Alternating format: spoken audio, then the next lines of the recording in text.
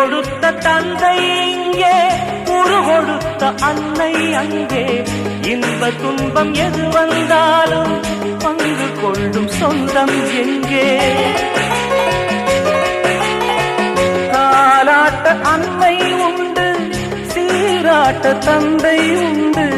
இன்ப துன்பம் எது வந்தாலும் பங்கு கொள்ள நண்பன் உண்டு. ஒரு தாயின் பிள்ளை போல உருவான சொந்தம் கொண்டு வரும் காலம் யாவும் வெல்ல இணைந்த கைகள் என்றும் உண்டு. அந்தி நேர தென்றல் காற்று பள்ளி தந்த தாலாட்டு.